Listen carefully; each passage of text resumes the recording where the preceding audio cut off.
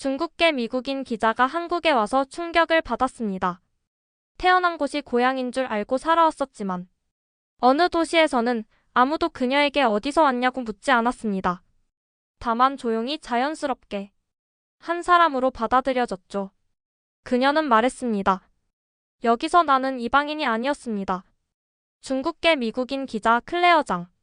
고향을 찾기 위한 여정에서 그녀는 상하이가 아닌 서울에서 진짜 자신을 마주하게 됩니다. 영상이 시작되기 전에 구독과 좋아요는 영상 제작에 많은 도움이 됩니다. 중국과 한국, 정말 달라요? 회의실에 앉아있던 뉴욕타임스 국제부의 편집장이 던진 질문은 무심하게 들렸지만 클레어 장의 가슴 한가운데를 꿰뚫었습니다. 그녀는 가볍게 웃으며 넘기려 했지만 생각보다 쉽게 대답이 떠오르지 않았습니다. 겉으로 보기엔 비슷한 역사를 공유하고 나란히 현대화를 이룬 동아시아의 두 나라. 하지만 정말 두 나라는 같은 길을 걸어왔을까? 클레어 장은 중국계 미국인입니다. 뉴욕 퀸즈에서 태어나 자랐고 어릴 적 일요일 아침마다 할머니 손에 이끌려 플러싱의 작은 중국 식료품점에 가곤 했습니다. 그곳에서 그녀는 중국어보다는 중국의 감정을 배웠습니다. 노란빛 전등 아래 줄지어 선 향, 붉은 봉투, 시장의 소음 속에서도 어김없이 들려오던 할머니의 말, 중국은 원래 따뜻한 나라야. 그러나 성장하면서 그녀는 그 따뜻함이 구체적으로 무엇이었는지 점점 잊어갔습니다. 학교에선 SAT, 대학에선 저널리즘, 회사에선 마감. 정체성이라는 건 그저 이력서에 쓰는 체크리스트 정도로 여겨졌죠. 그러던 중 2025년 봄, 국제부에서 동아시아 현대화 이후의 사회 문화 변화라는 기획이 논의되었고 편집장은 클레어에게 말했습니다. 클레어, 너라면 좋겠어.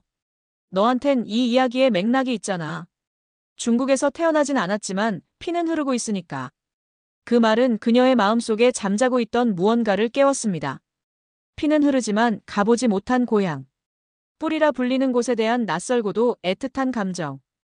그렇게 클레어 장은 제안을 수락했습니다. 단순한 취재가 아니었습니다. 이건 그녀의 정체성과 직업적 열정이 만나는 여정이었습니다. 취재 계획은 두 단계. 1차 취재지는 중국, 그 중에서도 상하이와 그 인근 도시인 주자오. 2차 취재지는 대한민국의 수도 서울. 두 도시는 세계적인 경제 성장을 이뤄낸 대표적인 동아시아 도시이며 현대화라는 이름 아래 급속한 발전을 경험했습니다. 그러나 클레어는 알고 있었습니다. 진짜 알고 싶은 건 건물의 높이나 GDP 수치가 아니라 그 도시를 살아가는 사람들의 행동과 태도, 그리고 마음이었습니다. 현대화 이후 시민의식의 차이. 표면적으론 단순한 비교일 수도 있지만 그녀에겐 더 깊은 의미였습니다. 과연 경제 발전이 인간의 태도, 공공윤리, 공동체 의식까지 끌어올릴 수 있는 것인가? 그리고 그 과정에서 어떤 가치가 지켜졌고 어떤 것은 잃어버렸는가? 비행기 표를 끊고 노트북을 준비하고 인터뷰 섭외 리스트를 작성하면서도 그녀의 마음은 복잡했습니다. 무엇보다 자신이 중국계라는 이유로 이 취재를 맡게 된 것에 대한 책임감도 컸습니다. 그리고 마음 한켠에는 기대 혹은 두려움이 스며 있었습니다. 할머니가 그토록 사랑했던 중국은 지금 어떤 얼굴을 하고 있을까? 공항으로 향하는 택시 안. 창밖으로 펼쳐진 뉴욕의 아침 거리. 클레어는 작은 수첩에 조용히 한 문장을 적었습니다. 나는 내가 어디에서 왔는지 이제는 다시 묻지 않을 것이다. 대신 어떤 곳이 나를 받아주는지, 어떤 가치가 나를 지탱하는지 묻겠다. 그 문장은 그녀의 여정의 시작이자 이 이야기의 첫 문장이 되었습니다. 비행기 착륙 안내방송이 들려올 때쯤 클레어는 한참을 창밖만 바라보고 있었습니다. 어스름한 아침 안개를 뚫고 모습을 드러낸 상하이의 스카이라인은 분명히 인상적이었습니다. 초고층 빌딩, 복잡한 고속도로, 끊임없이 움직이는 자동차들. 그녀는 잠시 숨을 멈췄습니다. 와, 정말 많이 변했구나. 할머니가 말하던 자전거 타고 다니던 거리는 이제 이 도시 어딘가에 묻혀 있을지도 모른다는 생각이 들었습니다. 입국 심사대를 지나며 기자 패스를 제시하자 직원은 무표정하게 스탬프를 찍었습니다. 환迎라이따오 중국. 환영 인사였지만 감정은 느껴지지 않았습니다. 그녀는 고개를 끄덕이며 짐을 챙겼습니다. 처음 밟는 조국의 땅이었지만 마음 한켠엔 이상한 이질감이 느껴졌습니다. 공항에서 택시를 잡아 타고 시내로 향하던 길. 드넓은 고속도로 위에서 수십 대의 차량이 경적을 울리며 서로를 밀어내고 있었습니다. 운전사는 한 손으로는 전화를 받고 다른 손으론 담배를 피웠습니다. 클레어는 조심스럽게 안전벨트를 찾았지만 벨트는 고장나 있었습니다. 이게 여긴 그냥 이런가? 차창 밖을 보니 화려한 외관의 건물들 사이 쓰레기 봉투가 가득 쌓여 있고 인도 위엔 오토바이들이 불쑥불쑥 달리고 있었습니다. 도착한 곳은 상하이 시내의 중심가, 클레어가 예약한 중급 호텔이었습니다. 체크인 데스크에서 영어가 통하지 않아 당황했지만 간신히 통역 앱으로 문제를 해결하고 방으로 올라왔습니다. 방에 들어선 그녀는 창문을 열었습니다. 도시의 풍경은 멋졌지만 미세먼지인지 스모그인지 모를 뿌연 공기가 목을 찔렀습니다. 그녀는 노트북을 열고 취재 노트를 띄웠습니다. 오늘 느낀 점을 정리하려다 문득 눈을 감았습니다. 이곳이 내가 찾던 고향일까? 겉보기에는 분명 눈부시게 발전했지만 어딘가 불편하고 무언가 빠져있는 듯한 느낌. 그녀는 아직 상하이의 이면을 깊이 들여다보지 못했습니다. 하지만 도착한 첫날부터 이미 직감하고 있었습니다. 이곳은 어쩌면 그녀가 상상해왔던 따뜻한 고향과는 다른 모습일지도 모른다는 것을. 상하이 취재 첫날, 클레어는 도심 한복판에 있는 대형 복합 쇼핑몰을 찾았습니다. 고급 브랜드 매장이 즐비하고 커피 전문점엔 노트북을 켜고 회의하는 직장인들이 가득했습니다. 겉으로만 본다면 뉴욕이나 파리와 다를 게 없었습니다. 하지만 그녀는 의도적으로 일상적인 공간을 찾기로 했습니다. 도심의 번화함에서 벗어나 상하이 외곽의 주거단지와 오래된 재래시장, 그리고 중산층이 많이 거주한다는 주자오로 향했습니다. 지하철을 타기 위해 매표소에 섰을 때 그녀는 처음으로 시선을 의식하게 되었습니다. 까무잡잡한 피부에 서툰 중국어를 구사하는 그녀를 향해 사람들은 흘끔흘끔 바라보았고 어떤 이는 대놓고 쳐다보며 속삭이기도 했습니다. 그녀가 느낀 건 단순한 호기심이 아닌 경계심이었습니다. 중국계인데 중국인이 아니네. 그 시선은 마치 그녀의 정체성을 시험하는 듯 했습니다. 주자오의 거리. 비포장 골목을 따라 노점들이 늘어서 있고 사람들은 마스크 없이 기침을 하며 담배를 피웠습니다. 닭고기와 생선을 손질하던 가게에선 악취가 풍겼고 음식물 쓰레기가 발밑에 널려 있었습니다.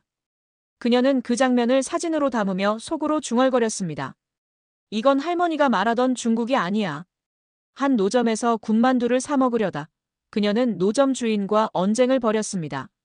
현지 화폐 대신 모바일 결제를 하려 하자 주인은 그녀를 무시하며 외국인이 뭘 안다고 라고 소리쳤습니다. 클레어는 억울했지만 항의도 하지 못한 채 그 자리를 떠나야 했습니다. 그녀의 중국어는 유창하지 않았고 그들에게 그녀는 중국계 미국인이 아니라 그냥 이방인이었습니다. 며칠 후 그녀는 상하이 대학의 한 사회학 교수를 만나 인터뷰를 진행했습니다. 도시는 발전했지만 사람들의 의식은 따라오지 못했어요.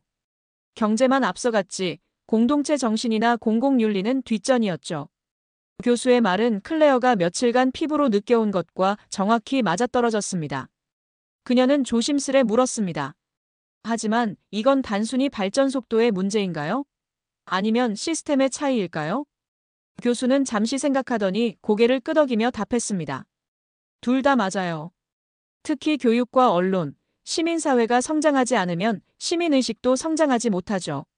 한국과의 비교를 한다면 그 차이가 더욱 뚜렷할 겁니다. 인터뷰를 마치고 돌아오는 길. 클레어는 시장에서 다시 혼잣말을 들었습니다. 중국계 주제의 말투가 이상해. 무심한 듯 내뱉은 말 한마디에 그녀는 자신의 정체성이 뿌리째 흔들리는 느낌을 받았습니다. 이곳은 그녀의 조상이 살았던 땅이었지만 지금 그녀를 받아주는 곳은 아니었습니다.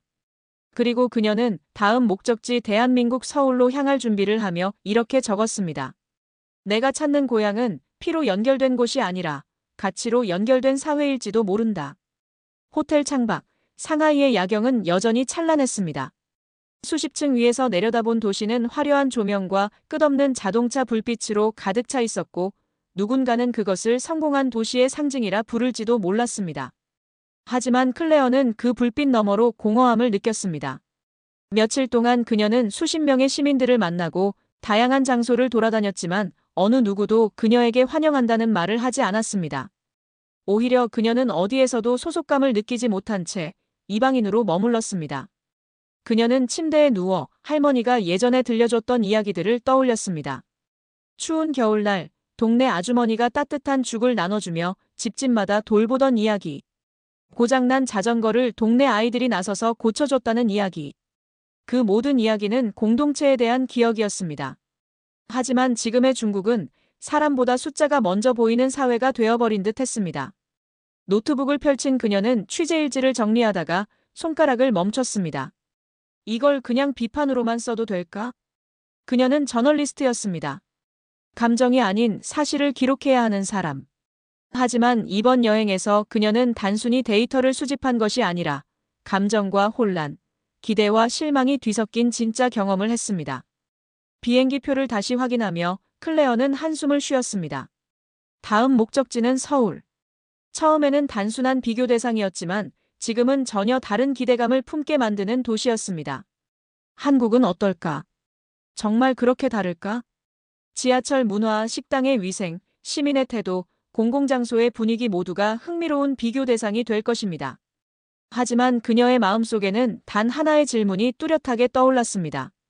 한국에서는 나 같은 사람도 환영받을 수 있을까? 그녀는 노트를 덮고 다시 창밖을 바라보았습니다.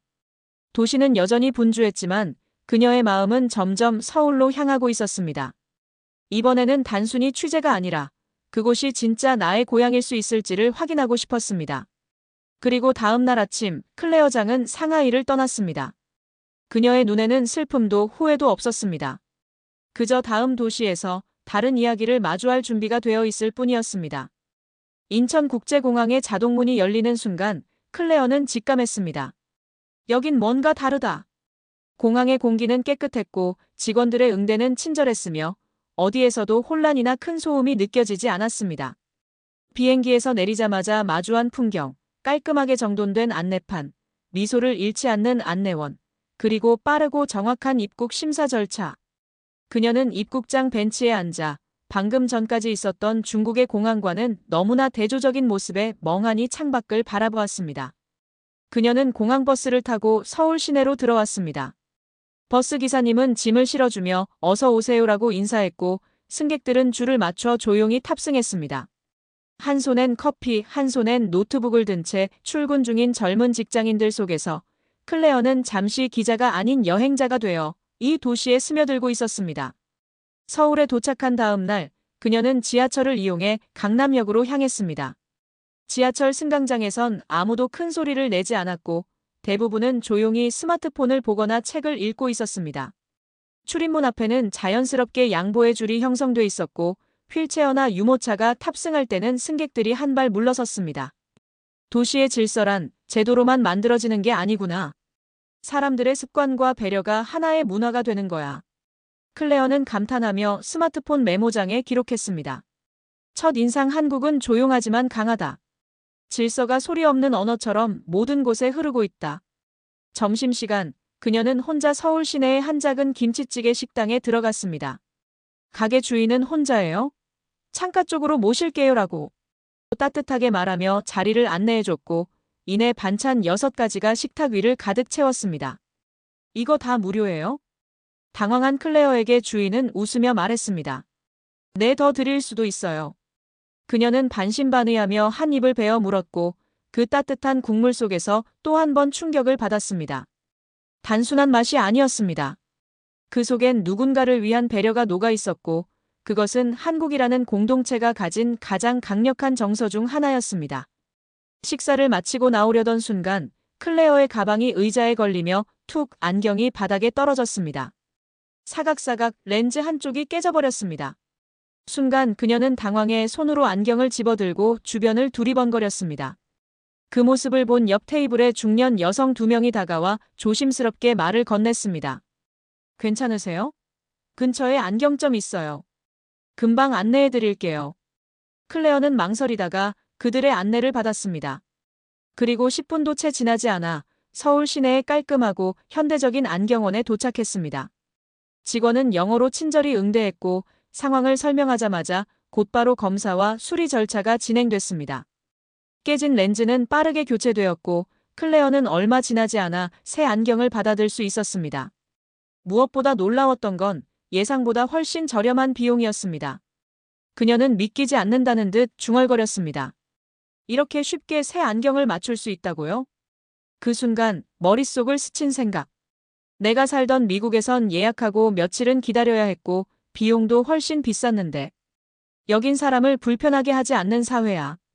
그녀는 메모장에 또 하나의 문장을 적었습니다. 질서와 배려는 경제 성장이 아니라 공유된 가치로부터 오는 것이었다. 안경 수리를 마치고 나오는 길, 클레어는 서울 거리를 천천히 걸었습니다. 그녀는 도심 속에서 느껴지는 묘한 안정감에 감탄했습니다.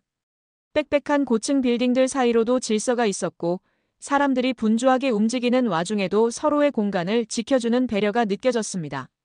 저녁이 되자 그녀는 한강공원을 찾았습니다. 강바람을 맞으며 조깅을 하는 시민들, 돗자리를 펴고 치킨을 나눠 먹는 가족들, 조용히 강을 바라보는 노부부까지 그 모두가 각자의 시간을 보내고 있었지만 그 속엔 공통된 무엇이 있었습니다. 바로 타인을 불편하게 하지 않으려는 마음. 그녀는 벤치에 앉아 주변을 바라보다가 옆에 앉은 젊은 여성이 떨어진 핸드폰을 찾지 못해 당황하는 장면을 목격했습니다. 클레어는 자연스럽게 돕기 위해 다가갔고 두 사람은 함께 핸드폰을 찾아 주위 잔디밭을 뒤졌습니다. 결국 핸드폰은 조금 떨어진 풀숲에서 발견되었고 젊은 여성은 연신 고개를 숙이며 감사를 표했습니다. 정말 감사합니다. 한국에 여행 오신 거예요? 클레어는 미소를 지으며 대답했습니다. 아니요, 취재하러 왔어요. 그런데 제가 도움을 줄 수 있을 줄은 몰랐네요. 여성은 웃으며 말했습니다. 여기선 다들 서로 조금씩 도와줘요. 어렸을 때부터 그렇게 배워왔거든요. 그 말은 클레어의 마음에 깊이 남았습니다. 서로 조금씩 도와주는 사회. 그녀가 중국에서 느꼈던 무관심, 경계, 분리감과는 정반대의 풍경이었고 뉴욕에서도 점점 사라지고 있는 정서였습니다. 그날 밤 숙소로 돌아온 클레어는 녹취 정리 대신 그날 하루를 천천히 반추했습니다. 그녀는 느꼈습니다. 한국의 시민 문화는 단순히 정부 정책이나 법률의 산물이 아니었습니다.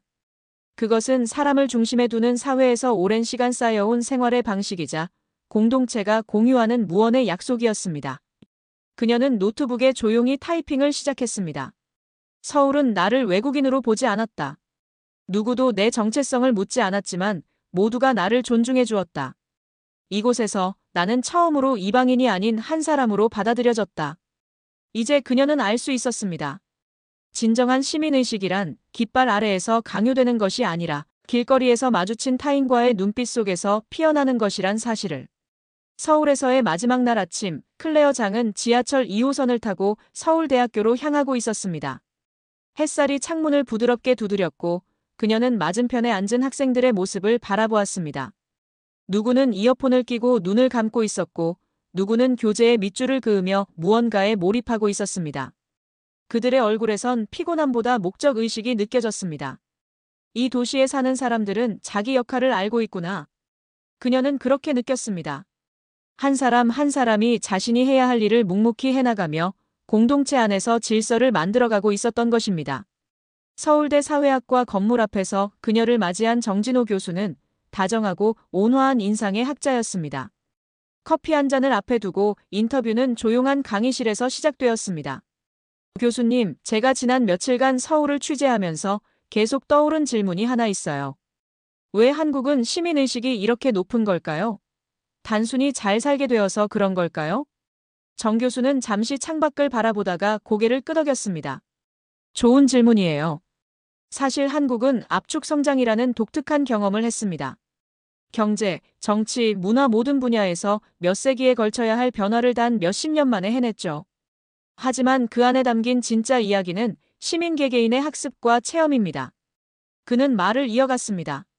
한국은 오랜 시간 동안 유교적 공동체 문화를 갖고 있었고 현대에 들어선 뒤엔 민주화 운동이라는 집단 경험을 통해 권리와 함께 책임도 배웠습니다. 이게 단순히 제도로 주어진 게 아니라 거리에서, 교실에서, 가정에서 몸으로 배운 거죠. 클레어는 조심스럽게 질문했습니다. 그럼 시민의식이란 건 제도를 만들면 자연스럽게 따라오는 게 아니군요. 정 교수는 미소를 지으며 고개를 저었습니다. 아니죠. 시민의식은 법이 아니라 사람과 사람 사이의 관계에서 만들어집니다.